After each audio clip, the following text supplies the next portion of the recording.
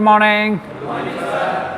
तो अब कुछ दिन में एग्ज़ाम होने वाले हैं, तो MCQs कर लेते हैं। साथ ही इसके बाद क्या करोगे, आगे जो भी तैयारी कर रहे हो उसकी भी तैयारी है।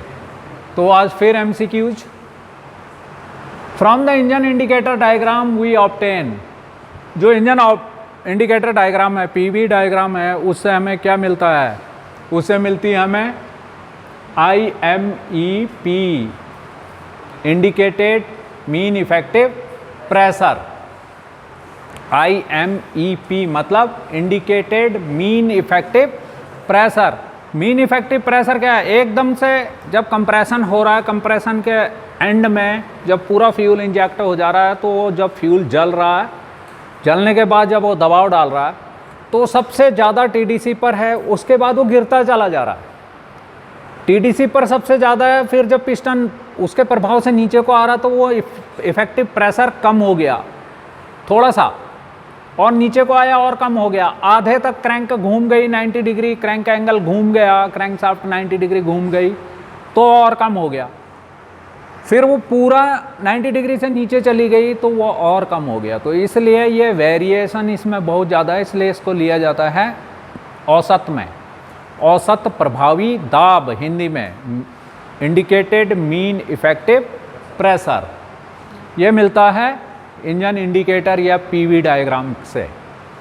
The units of spring scale for the engine indicator, जब भी इंजन बनता है, इंजन में फिर बहुत ज़्यादा टेस्टिंग होती है उसकी। रोड टेस्ट बाद में होता है, पहले लेबोरेटरी में टेस्ट होता है, उसकी सारी पावर ट्रेन की टेस्टिंग होती है ARAI में। पहले कंपनी की लेबोरेटरी में जो मैन्युफैक्चरर है, फिर वो जो डेटा दे रहा है उसकी होमोलोगेशन सर्टिफिकेशन होती है फिर ARAI में, पुणे में, जो कि नेट्रिप की एक टेस्टिंग फैसिलिटी है। तो जो यूनिट है स्प्रिंग स्केल पे, वो है newton per square metre per metre. Engine indicator not having any inertia effects, जो इंजन का इंडिकेटर है, इंजन इंडिकेटर कई प्रकार के होते हैं। उनमें जो मैकेनिकल इंडिकेटर्स होते हैं, उसमें इनर्शिया का भी प्रभाव होता है, उनमें फ्रिक्शन का भी प्रभाव होता है, और बहुत सारे प्रभाव होते हैं। परंतु जो ऑप्टिकल टाइप का इंजन इंडिकेटर होता है, उसमें किसी भी प्रकार का इनर्शिया प्रभाव नहीं होता है। बाकी मैकेनिकल टाइप में, इलेक्ट्रिकल टाइप में इनर्शिया प्रभाव होता है। समझ में आ रही बात? तो ओनली ऑप्टिकल टाइप का। The most accurate dynamometer is swinging field dynamometer. यहाँ पर कई डायनामोमीटर के प्रकार दिए गए हैं, prony brake dynamometer, hydraulic dynamometer, swinging field type dynamometer, eddy current type dynamometer, air type dynamometer, many types of dynamometer. ये डायनामोमीटर क्या होते हैं? ये इंजन की शक्ति को मापने के लिए। वो शक्ति कहाँ पर मापी जाती है? वो मापी जाती है फ्लाईव्हील पर। समझ में आ रही बात? Most commonly used dynamometer on account of its simplicity of construction, अपने बनावट की सरलता के कारण जो सबसे ज़्यादा यूज होता है डायनामोमीटर, वो है Prony brake type. 6th question है, brake mean effective pressure in an engine depends upon its torque only. Brake mean effective pressure BMEP, कहीं पर ही लिखा होगा BMEP। क्वेश्चन है, brake mean effective pressure is in an engine depends upon its torque only. जब speed बढ़ेगी तो torque कम होगा, यानी इंजन का RPM जब बढ़ेगा तो टॉर्क कम होगा। तो स्पीड से इसका कुछ नहीं है। ब्रेक मीन इफेक्टिव प्रेशर जो है वो टॉर्क के ऊपर डिपेंड करता है। Mechanical efficiency of an automobile engine usually varies in the range. इसकी मैकेनिकल इफिशिएंसी जो है 70 से 90% के बीच में वेरी करती है। The brake thermal efficiency is given by ηm into ηIT। Brake thermal efficiency for IC engine usually varies between 25 to 30%। Brake thermal efficiency का मतलब engines are what? Heat engines. इसमें सिर्फ 25 से 30% हीट एनर्जी को ही use किया जा सकता है, बट डीजल इंजन में दैट इज अप टू 40% होती है। तो 25% है, इसमें वो जो 15% पावर लॉस हो रही थी उसे टर्बो चलाकर, जो एग्जॉस्ट गैसों में पावर लॉस, पंपिंग लॉस हो रही थी, उससे टर्बो चलाकर इंजन की परफॉर्मेंस को बढ़ा दिया जाता है। तो इसलिए डीजल इंजनों में वो लगभग 40% होती है। Okay, next, A semiconductor is a material with exactly 4 electrons in its outermost orbit. Semiconductor वो मटेरियल होते हैं जिनके सबसे बाहरी कक्षा में 4 इलेक्ट्रॉन होते हैं। N type semiconductor material is obtained by doping with antimony. 2 types of semiconductors are P and N type. Current will flow through a diode when it is connected in forward bias, जब वो forward bias पे लगे रहेंगे। Through a diode when it is connected in forward bias, यानी diode का positive battery के positive से और डायोड का नेगेटिव बैटरी के नेगेटिव के साथ करना। A transistor consist of a base, emitter and collector. A zener diode is used for voltage regulation. ये मैं सारे ऑप्शन नहीं पढ़ रहा हूँ, मैं सिर्फ आंसर बता रहा हूँ। A transistor is controlled by the current at the base. Base current he transistor को कंट्रोल करती है। द इग्निशन, वो स्विच की तरह काम करता वो है। The ignition coil in an electronic ignition system is triggered on end of bye means of a timer.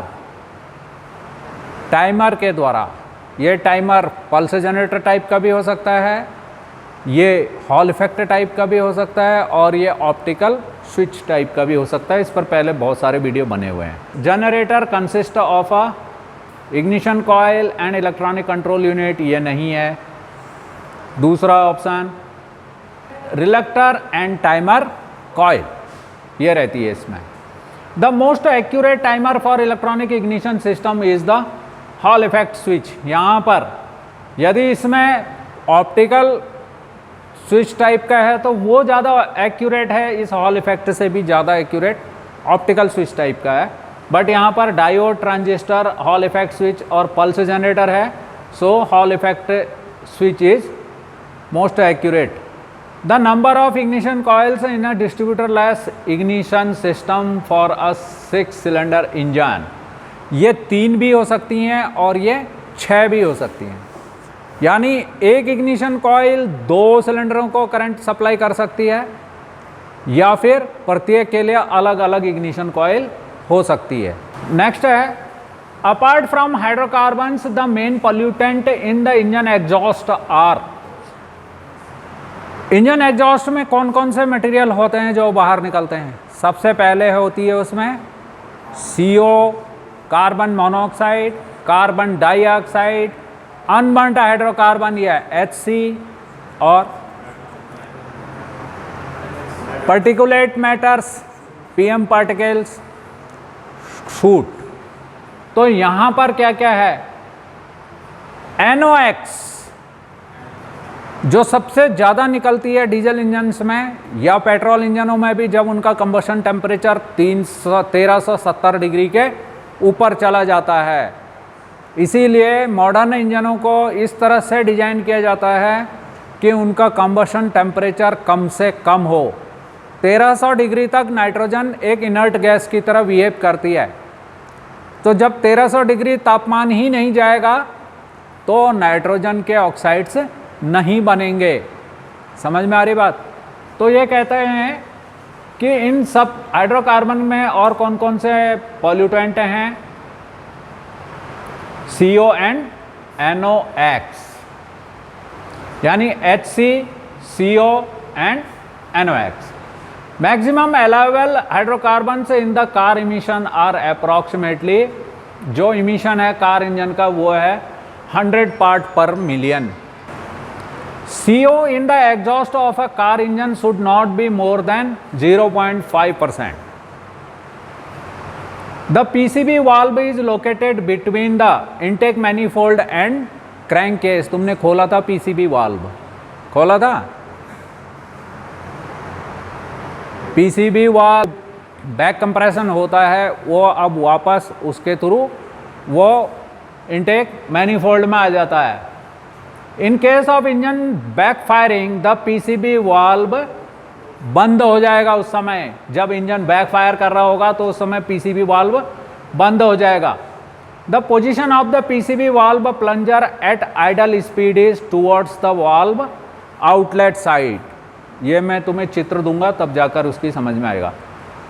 The function of charcoal granules is to absorb. जो कार्बन कैनिस्टर में भी रखोगे तो पूरे वर्कशॉप में उसकी दुर्गंध फैल जाएगी, वो सुगंध नहीं है। समझ में आ रही है?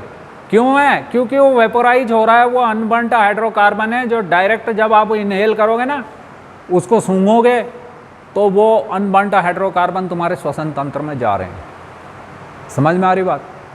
तो आजकल की गाड़ियों में क्या, पुरानी गाड़ियों में जो टंकी की लीड होती थी उसमें चाबी लगाने वाला होता था, उसमें होल होता था। तो जब 33 डिग्री तापमान हो जाता, 33 डिग्री, तो उस समय पेट्रोल फिर वेपोराइज होना शुरू कर देता है। तो भारत में तो हर जगह ही ये तो 33 डिग्री तो आम नॉर्मल बात है। पहाड़ों पर 36 डिग्री टेम्परेचर जाने लग गया, 37, 38, 40 डिग्री। तो इसमें पेट्रोल वेपोराइज होता है और वो वेपोराइज होकर बाहर निकल जाता है। पॉल्यूशन नॉर्म भारत स्टेज 2 से ये सील्ड, अब ये ढक्कन जो होते हैं सील्ड होते हैं।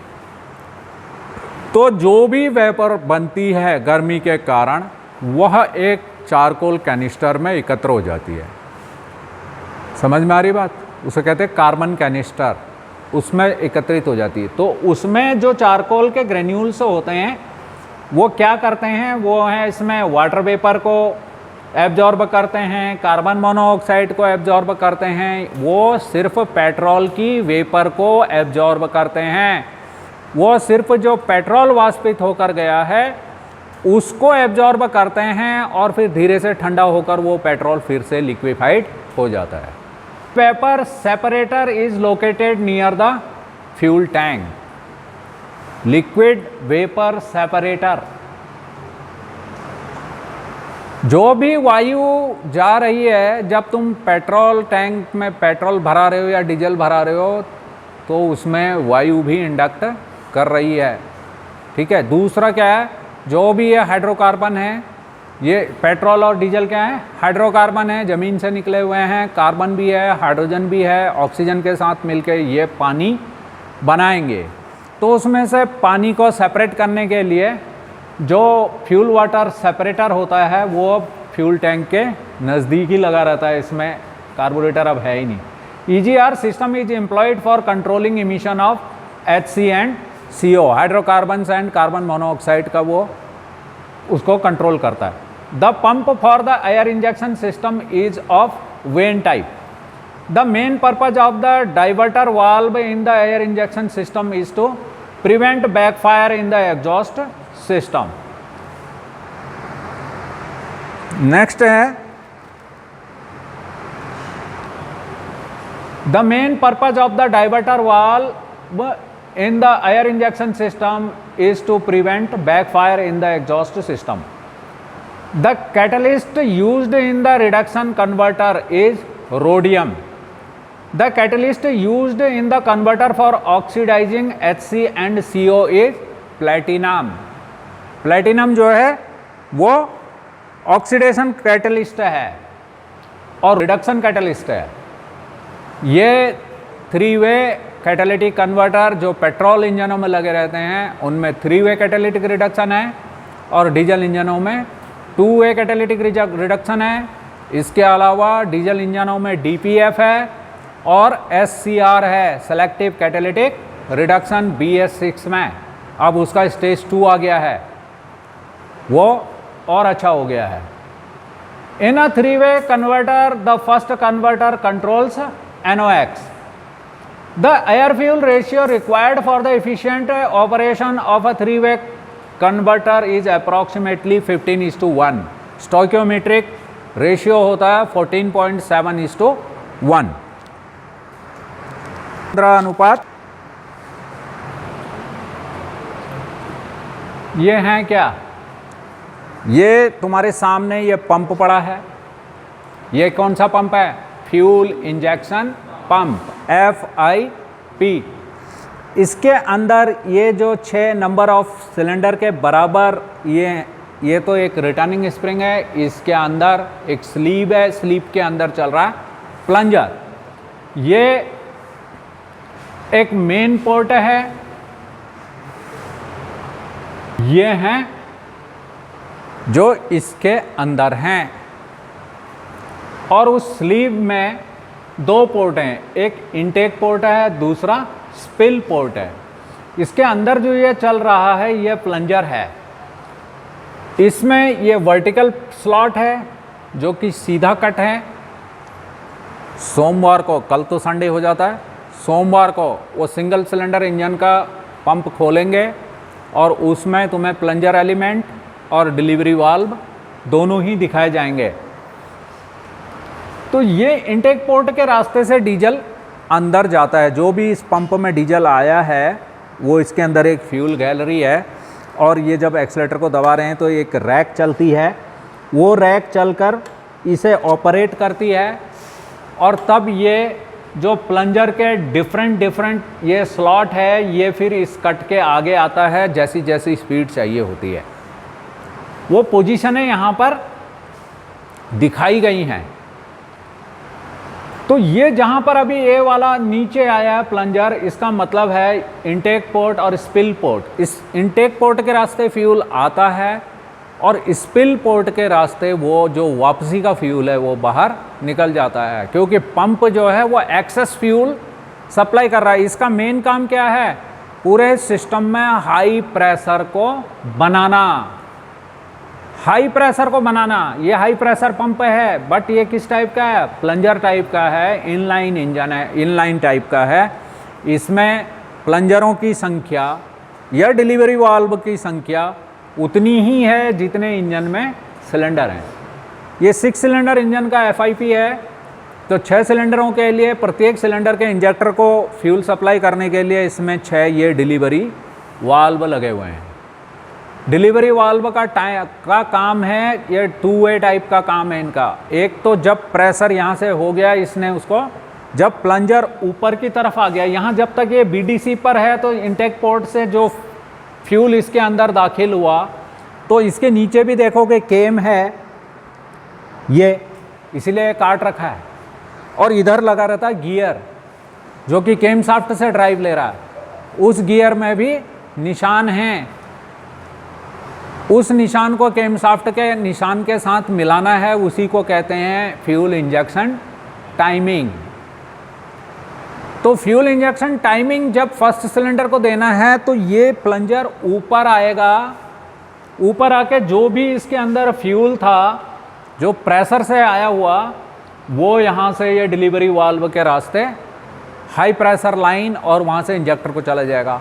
अब पूरी फ्यूल लाइन कैलिब्रेटेड है, तो इंजेक्टर में गया हुआ फ्यूल जो पाइपों में बचा हुआ है वो वापस ना आए, इसके लिए उसको नहीं आने देगा ये डिलीवरी वाल्व। एक तो ये जाने दे रहा है, दूसरा जो फ्यूल का प्रेशर ऊपर से इसको नीचे पड़ रहा है तो ये नीचे की तरफ बैठ जा रहा है और फिर उस फ्यूल को नीचे नहीं आने दे रहा है। इस प्रकार से ये डिलीवरी वाल्व न सिर्फ करेक्ट टाइम पर फ्यूल की डिलीवरी करता है, बल्कि हाई प्रेशर पाइपलाइन से फ्यूल को वापस FIP में नहीं आने देता। वापस निकलने का उसका अलग रास्ता है। फ्यूल जो एक्सेस फ्यूल चला गया है इंजेक्टर में, तो इंजेक्टर के लीक ऑफ पाइप के रास्ते से वापस टैंक में चला जाएगा, वो इधर को वापस नहीं आएगा। तो प्लंजर की ये पोजीशन है जब वह बिल्कुल नीचे है, बॉटम पर है, यानी बॉटम डेड सेंटर BDC पर है, और इस इनटेक पोर्ट के रास्ते से इसमें फ्यूल आ गया। जब ये ऊपर को जाएगा तो इसके अंदर आया हुआ फ्लूइड दोनों तरफ को दबाव डालेगा, ऊपर को भी और नीचे को भी। Liquid can not be compressed. उस प्रेशर को कंपेंसेट करने के लिए ये वर्टिकल स्लॉट है, वो फ्यूल इसमें भी है। और जो एक्सेस फ्यूल है, जो एक्सेस फ्यूल है, ज़्यादा फ्यूल है, जितना डिलीवरी होना है फुल डिलीवरी ये हो गई है, क्योंकि अभी प्लंजर कहाँ है? TDC पर पहुंच गया, टॉप डेड सेंटर पर पहुंच गया है। और जो एक्सेस फ्यूल है ये हेलिक्स पोर्ट ये अब आ गया स्पिल पोर्ट के आगे। तो इस जो एक्सेस फ्यूल है वो इस हेलिक्स पोर्ट से स्पिल पोर्ट के रास्ते से फिर वापस सिस्टम को चला जाता है। क्लियर है? तो ये पोजीशनें हैं, खासकर फर्स्ट ईयर वालों के उसमें इस तरह के क्वेश्चन आएंगे कि प्लंजर की पोजीशन बताओ क्या है, कहाँ पर क्या है। ये मैक्सिमम डिलीवरी है,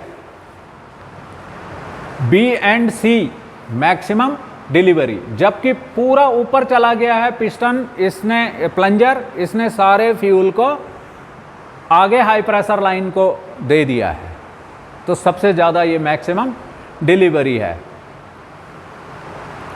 डी में से डिलीवरी स्टार्ट होगी। यहाँ तो कोई डिलीवरी नहीं है, यहाँ तो अंदर आ रहा है, अंदर आने के बाद ये प्लंजर जरा सा ऊपर को आ गया तो अब फ्यूल अंदर नहीं आ सकता, ऑप्शन आ सकता है। में बताओ एक में क्या है, दो में क्या है, तीन में क्या है, चार करंट वाले में क्या है। अब ये प्लंजर ऊपर की तरफ जा रहा है तो ये हो गया मीडियम। दूसरे में अब ये डिलीवरी स्टार्ट हो गई है, ठीक है, निष्क्रमण लिख रखा है इसमें, तो ये डिलीवरी है। थर्ड है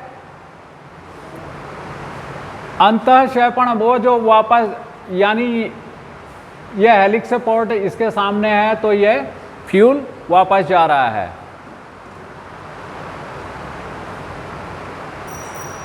तीन नंबर है, यहां पर देखोगे ये बिल्कुल इसकी स्थिति टॉप में है, इसका मतलब है कि फ्यूल इंजेक्ट हो गया है। यहां पर जो एक्सेस फ्यूल है चौथे में वो वापस जा रहा है, कंप्रेशन कर रहा है। और जो छठा है, अब जितना डिलीवरी होनी थी वो हो गई है, जो एक्सेस फ्यूल है देख लो वो स्लॉट यहाँ इसके सामने आ गया है तो वो बाहर निकल जा रहा है। नेक्स्ट, अब नेटवर्क प्रॉब्लम के कारण मिररिंग नहीं हो पा रही है, जिस कारण से हमने अभी टॉपिक चेंज कर दिया इसमें, लेकिन ये बढ़िया टॉपिक है, fault finding and rectification. Defect है कूलिंग पावर वीक, मतलब वाहन चढ़ नहीं रहा चढ़ाई में। क्या क्या कारण हो सकते हैं, क्या क्या कारण हो सकते हैं, जल्दी से बताओ। इतना टाइम हो गया पढ़ते पढ़ते, 2 साल पूरे होने वाले हैं और एक को 1 साल पूरा हो गया। पुलिंग पावर वीक,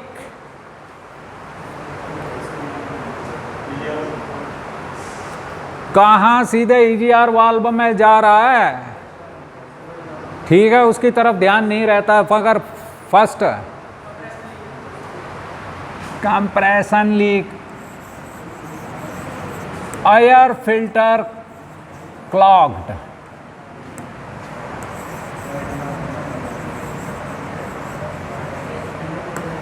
सबसे पहला है कि जो एयर फिल्टर है वह बिल्कुल बुरी तरह से बंद हो गया, गंदा होकर उसके अंदर इतनी गंदगी जमा हो गई है कि इंजन को जो हवा मिलनी चाहिए वो नहीं मिल रही है। कंप्रेशन वीक,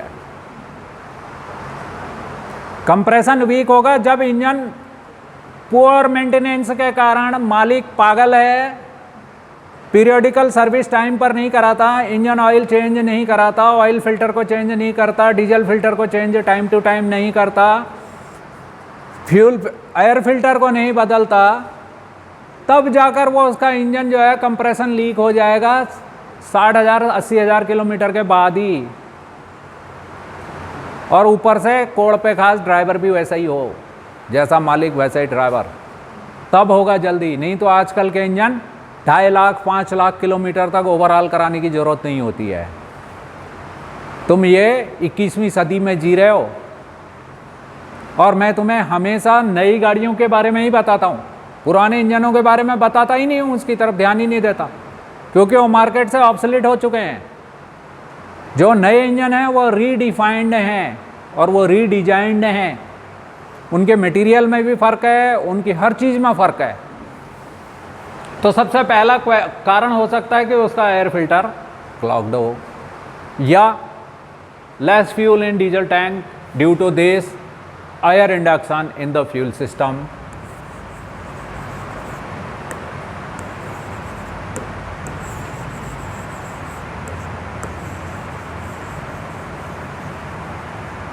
फ्यूल सिस्टम में हवा,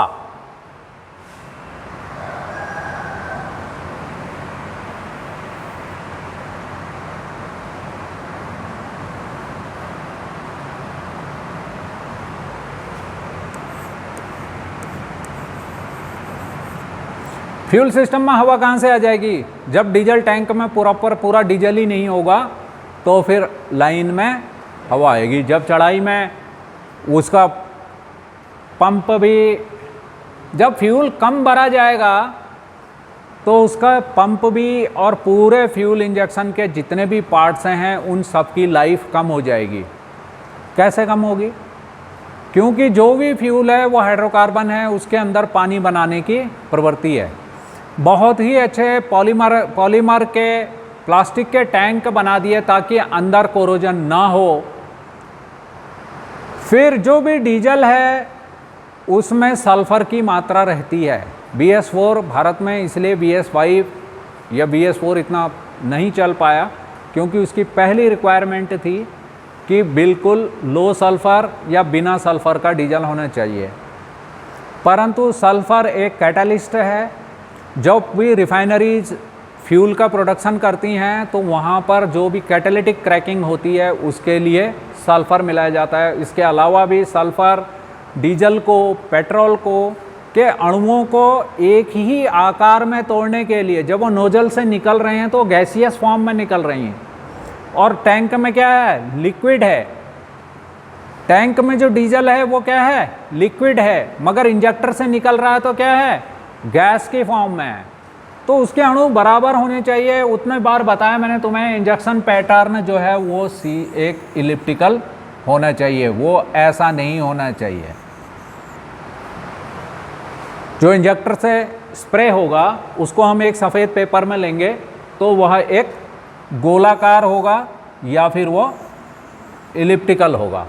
ये राइट है, इंजेक्टर सही है, इसके होल सही हैं, कटे नहीं हैं, पर इनमें कार्बन जमी है या फिर होल कट गए हैं प्रेशर के कारण। जब फ्रिक्शन हो रहा है, फ्लूइड फ्रिक्शन हो रहा है, उसके कारण ये होल विरूपित हो गए हैं। इसलिए जो इंजेक्शन है वो सही नहीं होगा, डीजल पूरा जलेगा नहीं, तब वाहन चढ़ाई पे रुक जाएगा। और ये सब due to poor maintenance.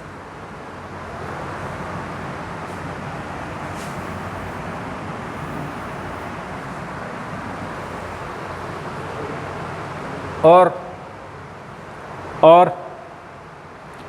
Air in fuel system मतलब कि टैंक में तेल ही नहीं है, तेल है कम है, और जब वहाँ पंप लगा है लो प्रेशर पंप, जब वो खींच रहा है तो टैंक की गंदगी को भी खींच ले रहा है और वो सारी गंदगी आगे कहाँ जा रही है?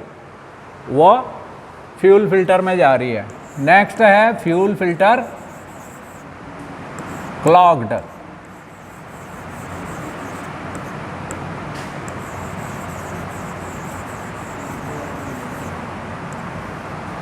अब जब वो तेल ही पूरा नहीं भरा जा रहा गाड़ी के अंदर और वो दो पंप खींच रहे हैं, पहला लो प्रेशर पंप खींच रहा है, उसके बाद हाई प्रेशर पंप खींच रहा, तो सारा जो भी टैंक का तेल है वो एक्सेस मात्रा में खींच रहा। अब वहाँ खींचने के लिए उसके पास तेल है ही नहीं, तो वहाँ उसे जो कुछ मिलेगा उसने वो खींच के आगे फ्यूल फिल्टर में डाल देना है। अभी ये फ्यूल फिल्टर भी कई तरह के होते हैं। इसमें एक प्राइमरी फिल्टर होता है जो टैंक के पास लगा रहता है या टैंक में भी लगा रहता है। एक जाली टैंक में लगी रहती है और अक्सर टैंक की जाली को कोई भी खोल के साफ नहीं करता। वो जो फिल्टर है, वो जो जाली है जो मेन पाइप के साथ जुड़ी हुई है डीजल टैंक में, वो अंदर पूरी तरह से जाम हो जाती है, जिस कारण डीजल होते हुए भी नहीं आ सकता। क्योंकि जो डीजल को सक कर रहा है, जो छानने वाला स्टेनर लगा है अंदर, वही पूरी तरह से बंद हो गया है, कोरोजन हो गया है, उसमें वो लाल रंग का काफ़ी मटेरियल जमा हो जाता है। मैंने बहुत बार अपनी गाड़ियों के सबसे पहले, जब भी पुलिंग पावर वीक होता है, सबसे पहले मैं डीजल टैंक की सफाई करवाता हूँ। समझ में आ रही बात? जब वो पाइप खोला तो उसके आगे जो जाली लगी थी वो बिल्कुल बंद पाई गई। जब उसे पूरी तरह से साफ़ किया गया उसके बाद तो फिर तो स्टार्टिंग में कोई परेशानी नहीं और खिंचाई में भी कोई परेशानी नहीं। तो बहुत सारे कारण होते हैं। तब लास्ट में कहीं आएगा कि कंप्रेशन पुअर, तब आएगा जब वो गाड़ी पुअर मेंटेनेंस के कारण 2-2.5 लाख किलोमीटर चल चुकी होगी।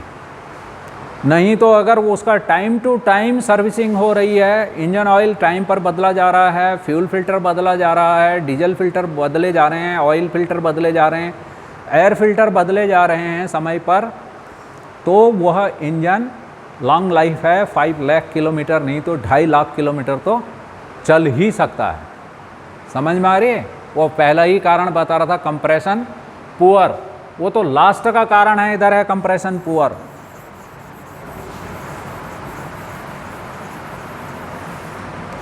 और क्या हो सकता है?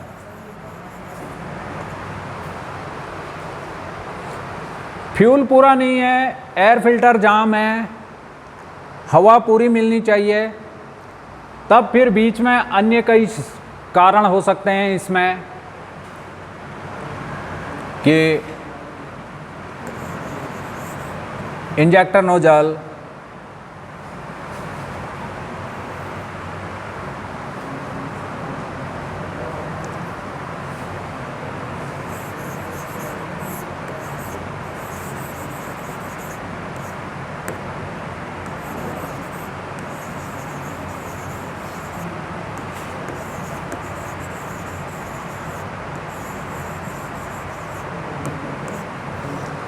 इंजेक्टर नोजल भी डिफेक्टिव हो सकते हैं। वो मैंने पैटर्न बनाया था, वो अलग किस्म का पैटर्न डाल रहे हैं, तो इससे धुएं से पता चल जाता है कि जब गाड़ी धुआं दे रही होती है उसे पता चल जाता है कि इसके इंजेक्टर नोजल काम सही ढंग से नहीं कर रहे हैं। सब मिलाकर पुअर मेंटेनेंस।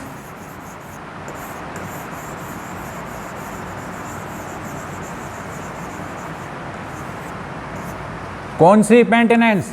पीरियोडिकल।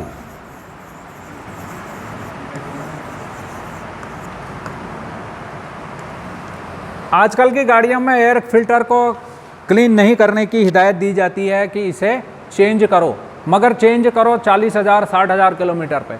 गाड़ियां हमेशा चल रही हैं धूल भरे रास्ते में, कंस्ट्रक्शन इतना हो रहा है, बड़ी बड़ी कॉलोनियां बन रही हैं, धूल उड़ रही है, सड़कें बन रही हैं, धूल उड़ रही है।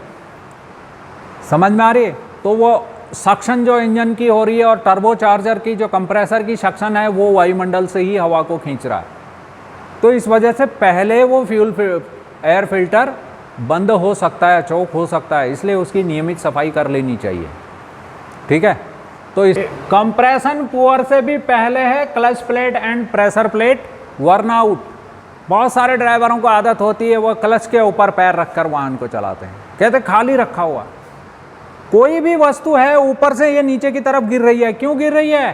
क्योंकि इसे पृथ्वी खींच रही है अपनी ग्रेविटेशनल पावर से। आप अपने पैर को एक स्थिति पे खड़ा नहीं रख सकते, धीरे धीरे आपका पैर दबेगा, और जैसे ही पैर ऐसे दबेगा, जो फ्री प्ले रखा जाता है रिलीज बेयरिंग और प्रेशर प्लेट के फिंगर के बीच, ताकि ये रिलीज बेयरिंग प्रेशर प्लेट के साथ घिसे ना और खुद भी बर्बाद होकर प्रेशर प्लेट को भी ख़राब ना करे, इसीलिए वो फ्री प्ले रखा जाता है। लेकिन कुछ ड्राइवर कितना भी समझाओ वो क्लच के ऊपर हल्का सा पैर रख देते हैं, जिस कारण से और एंड टाइम पर गियर को चेंज करते हैं, झटका पड़ता है, तो जो वो जब क्लच छोड़ने में जो झटका पड़ता है उससे क्लच प्लेट के ऊपर बहुत ज़्यादा अनियमित घिसावट होती है, बदबू आने लगती है, प्लस कई कई जगहों पर उसमें निशान बन जाते हैं ऐसे ऐसे। तो जिस कारण ये फिर पूरी तरह से फ्लाईव्हील के साथ चिपकी हुई नहीं रह पाती। इंजन का टॉर्क कितना ट्रांसमिट करना चाहिए क्लच असेंबली को? 150%। पर जब इनका कॉन्टैक्ट एरिया ही ख़राब हो गया है, वो क्लच स्लिपिंग के कारण वो अनइवन उसमें वियरनेस आ गई है, तो क्लच पूरी तरह से इंजन की पावर को गियर बॉक्स तक ट्रांसमिट नहीं कर पा रहा है। इंजन में इतनी पावर नहीं होती, जो टॉर्क के अनुसार जैसा टॉर्क चाहिए हमें वो कहाँ से प्राप्त होता है? वो गियर बॉक्स से प्राप्त होता है। और जो इंजन की पावर है वो गियर बॉक्स तक कहाँ से आ रही है? क्लच से आ रही है। वो पावर ही पूरी नहीं आ रही, क्लच प्लेट घिस चुकी है या प्रेशर प्लेट भी आड़ी तिरछी घिस गई है, उसका कांटेक्ट सही नहीं हो रहा है, तो पहले तो गियर पड़ने में नॉइजी होगा, गियर लगाने में आवाज़ आएगी, क्लच में ज़्यादा ज़ोर लगाना पड़ेगा। ये सारे जो लक्षण हैं वो बताते हैं कि क्लच प्लेट और प्रेशर प्लेट वर्न आउट हो चुकी है। इसके अलावा जो फाइनल ड्राइव को जॉइंट जा रहे हैं पीछे, universal joints, propeller shaft, sliding joints, इनके बीच में भी एक्सेसिव वेयर हो जाएगी, तब भी ड्राइव ट्रांसमिट नहीं हो पाएगी। So excessive